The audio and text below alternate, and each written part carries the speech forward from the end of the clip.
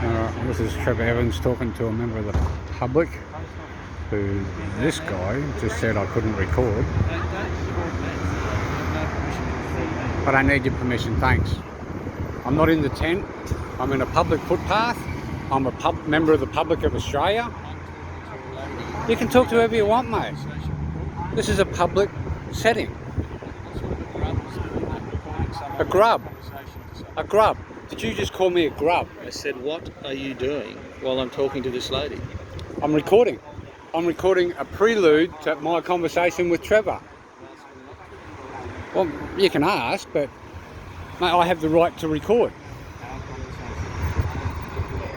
So what? What's your interest? Why are you interested in recording? I'm just curious. I've got a YouTube channel. I talk to the politicians about different topics and subjects and get their reactions. So you're just looking at... I'm just doing a prelude as to that I'm going to go be talking to Trevor in a minute. And this man didn't want me to record this person's conversation, so I stopped it.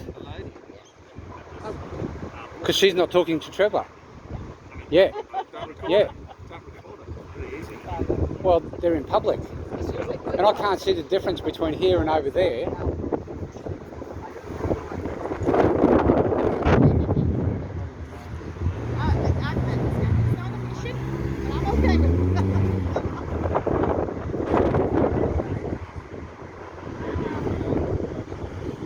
Anyway, this guy's a dork.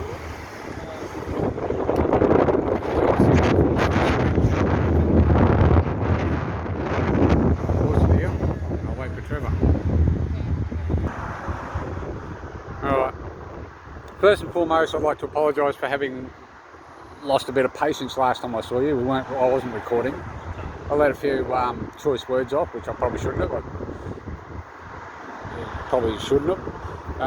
Secondly, I'm going to apologise for your friend that you brought along with you for calling me a grub for wanting to exercise my free right to film in a public area. He did point out filming you with the other bloke first was probably not the right etiquette, but I stopped, deleted it, and then went over there and started doing a prelude to this interview, and he got upset about that too. And I feel like, honestly, I just feel like saying fuck off, idiot, but I didn't, because it is still a free country where I can film in a public area, can't I? Isn't it? And if I had walked up to the bloke that you were talking to and said, mate, can I film Trevor talking to you, would you get upset about that?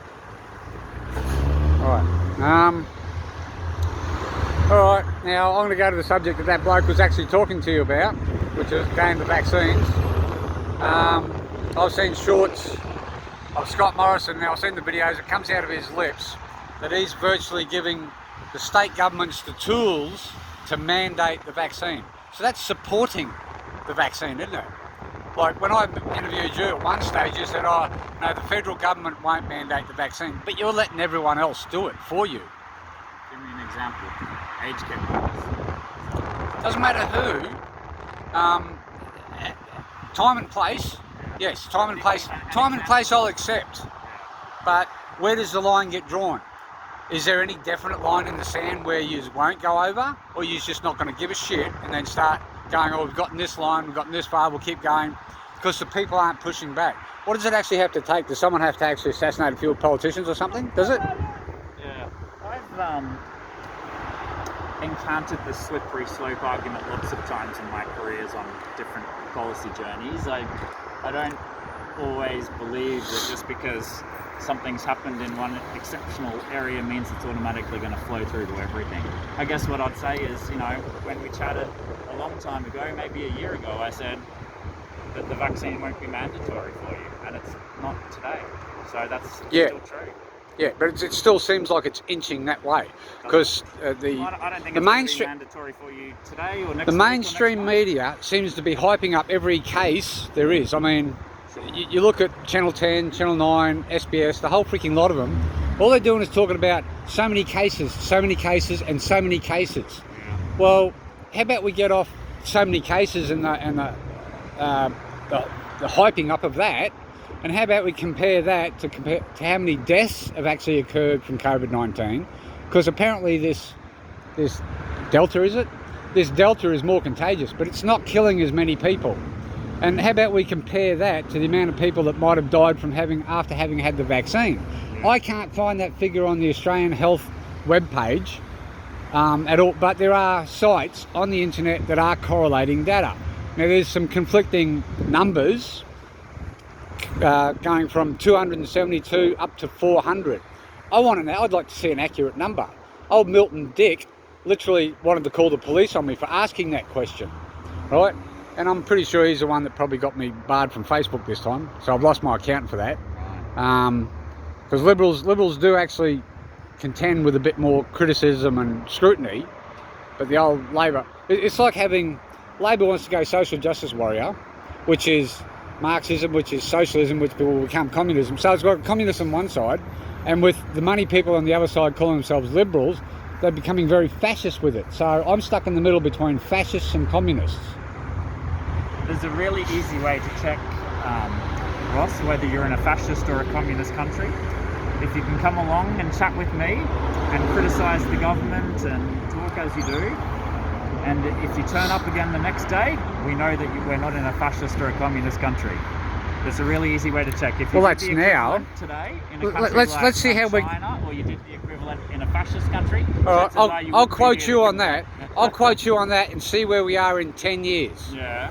All right. Yeah. So in 10 years from now, whether you're a politician or not, Yeah. I'll quote those words. All right, do it. Because Do it. the way I'm seeing it, Yeah. that the amount of conditions for vaccine and the hysteria the media keep whipping it up into, that more people are becoming absolutely programmed about, we've got to get everyone vaccinated. Well, I've only got one answer for that, is fuck off. If pregnant women, and I'll bring up this choice, and it is slightly different, but the principle's the same, isn't it? My body, my choice. Right? Shouldn't it be?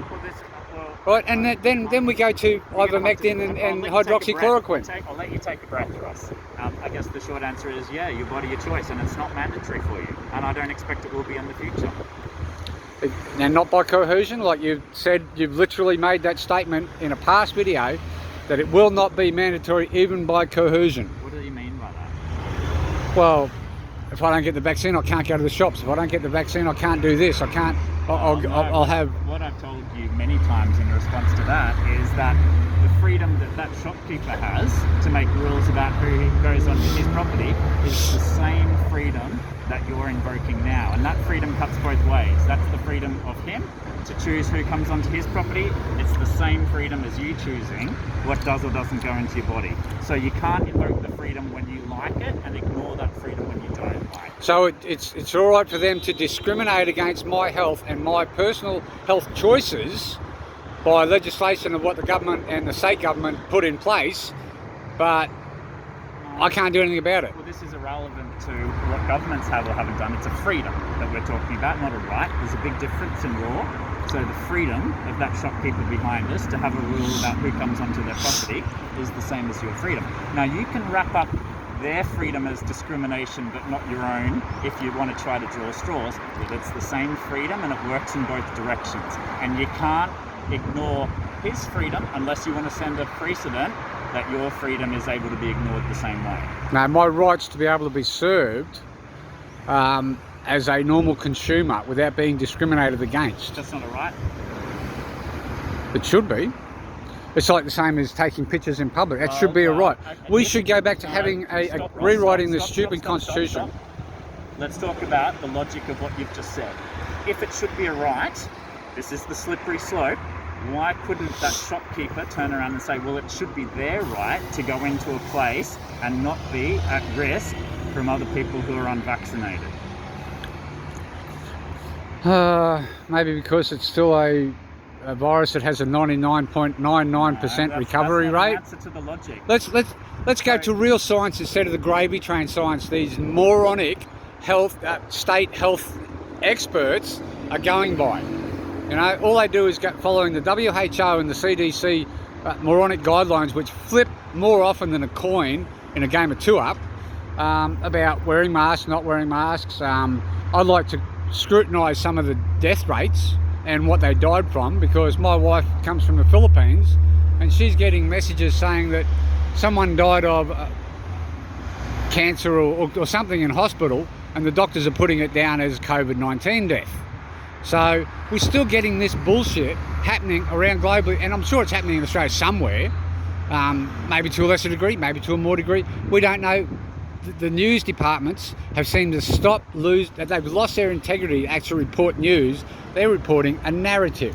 Well, And if you can't see that, you're about as thick as a plank of wood. Ross, I don't control what the news does. In fact, I'm sure governments of all persuasions and political parties of all persuasions wished that they could control what the news say, but they're not doing what the government is or isn't telling them to do. They're doing their own thing, right? I think you're both tarred with the same brush. Only for the undiscerning.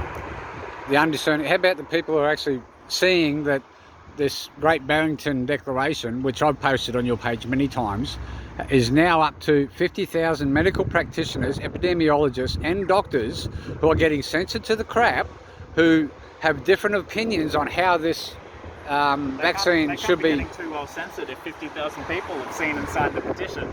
Well, they're obviously on a site where YouTube and Google can't get to them, aren't they? Then they're clearly not censored. Same as Ramble. Then they're clearly not censored. Rumble. No, but there shouldn't be any censorship on any platform. You know, if I say something to you and you don't like it, you're going to go, well, that's a dumb thing to say. But I should still be allowed to say it. If the average person in Australia looks at it and says it and go, no, he's got a right to say that and he's made a point. The other half might say, well, that was a dumb, he might repeat what you're saying, that's a dumb thing to say and you shouldn't say it. The other side of that argument. I'm not Facebook. Shouldn't the government regulate censorship? We've already passed a few laws to start to make. I don't think it's working real well, because I just lost my account last night. For doing what? The government wasn't the judge of that case. I can't tell you what happened. I don't know, because I'm not Facebook. And here's another thing. They're actually asking me for a copy of my state or federal photographic ID to re-register and just appeal that decision. Who the fuck are they to ask me for documentation like that? In a weird way, I think one of the issues with social media is the way that people are anonymous and can get away with doing a lot of things. Oh, they troll. That they wouldn't ordinarily put their names to. I would almost be inclined to support a process where the social media giants do prove who it is that they've got using their platforms and make them accountable for the things that they're saying. I agree, there shouldn't be any false names. And how would I've never used a false name. Yeah. Right? I guess I'm not shy. How would they prove it? How would they know without seeing someone's proof of ID or something? Tax file number, a license number, not getting the photo of it. They shouldn't have access to that sort of information. Yeah. But they should be able to correlate it with the government and go, yes, that license number is acceptable, or that tax file number is acceptable, or is it more something or less along those invasive lines. to get a photo or a tax file number, or I don't know. Well, I think the Australian wanted the ID card years ago, and they've got it in now indirectly, haven't they? I mean, on this license of mine is a little chip, and on that chip are probably layers of security that you can gain access to depending on which department you work for. I've not seen, in all of the years that I've been an MP, all 5 of them, anything where sort of big government is able to be executing some conspiracy using everyone's data like that. In fact, I've seen probably the reverse, where 2 different arms of government aren't coordinating what they're doing, and they're making residents and people fill in their papers twice, asking the same questions again and again, because there isn't that connectivity of data for government agencies. I think two branches of the government, like say the Australian Federal Police and the New South Wales Police, not acting in conjunction with stopping a pedophile ring, like the documents that John Howard signed and sealed for 80 years or something like that it was. I'm pretty sure I posted that on your page at least a half a dozen times as well. Yeah, Have you looked at that? You posted the link to an article which had some allegations but no details, mate. So it had. How do I prove or disprove those? Well, dig into it. I mean, if you got a politician who's actually in Parliament saying this document's sealed and it's got a ex-Prime Minister's name on it. Documents. We don't have that power. It's just not possible. Well, what did John Howard seal? I don't know. It doesn't what make was sense. Just because someone alleged it doesn't mean it happened. He was saying it in Parliament. Well, let's say I said what was this bloke's name? I can't remember. I mean, just to cut to the chase here, what if I say in Parliament that the grass is blue and the sky is green? It doesn't make it true. Well, you probably have 99% of the people calling you a wanker. But the point is this, just because somebody says something in Parliament doesn't mean it's anything other like George Brander seemed to act like he was defending that document to stay sealed. We've taken a bit of a scattergun approach here, Ross. We're jumping from topic to topic. And there's nothing wrong with that, is there? No, but it's hard to even think through the issues comprehensively, let alone keep up. That's probably because I don't want your long-winded, piss-weak, slimy answers. I just want some quick, honest bullshit from you. I'm very confident that my answers have been shorter than your questions. Probably because it seems like I feel like I need to explain it all properly. Because a simple question just doesn't seem to get a simple answer these days, does it? And I understand some questions may need a little bit more explaining, but the way I see it, the truth does not hide from any sort of scrutiny. Thanks, Ross. Appreciate it. See you later, Trevor.